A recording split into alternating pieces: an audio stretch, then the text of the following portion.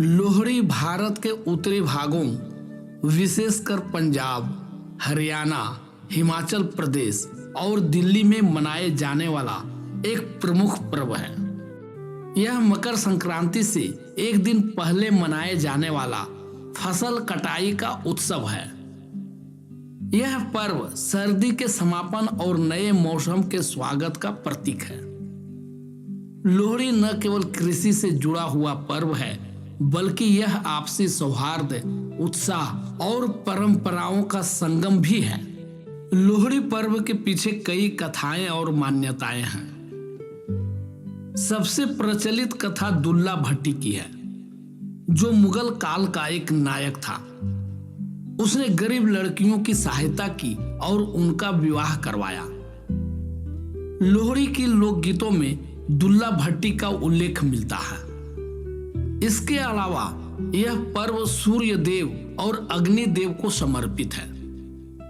लोग मानते हैं कि लोहड़ी की अग्नि में तिल, गुड़ और रेवड़ी चढ़ाने से देवी देवताओं को प्रसन्नता मिलती है।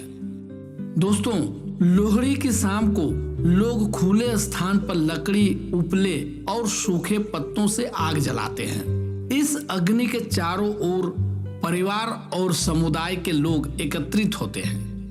अग्नि में तिल, गुड़, मूंगफली, रेवड़ी आदि अर्पित किए जाते हैं।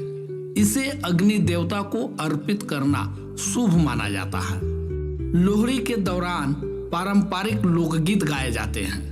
पंजाबी लोकगीत जैसे सुंदरिये मुंदरिये बड़े उत्साह से गाए जाते हैं। भांगड़ा और गिद्धा नृत्य इस पर्व का मुख्य आकर्षण है। ये नृत्य जीवन के उल्लास और उमंगों को दर्शाते हैं। लोहड़ी के अवसर पर तिल के लड्डू, गुड़ के गजक, मक्के की रोटी और सरसों का साग प्रमुख व्यंजन होते हैं। यह पर्व स्वादिष्ट खाने का भी उत्सव है।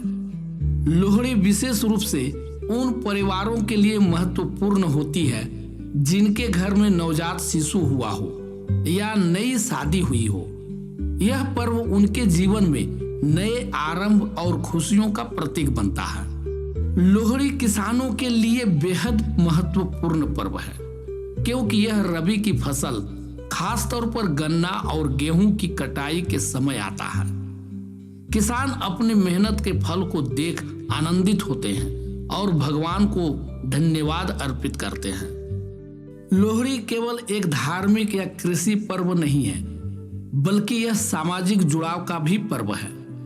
यह त्योहार पड़ोसियों, रिश्तेदारों और दोस्तों को एकत्रित होने का मौका देता है। एक साथ अग्नि के चारों ओर बैठना और अपनी खुशियों को साझा करना सामाजिक समरसता को बढ़ावा देता है। हाल के वर्षों में लोहड़ी मनाने के तरीके में कई बदलाव देखे गए हैं। बड़े पैमाने पर लकड़ी जलाने के कारण पर्यावरण पर प्रभाव पड़ता है।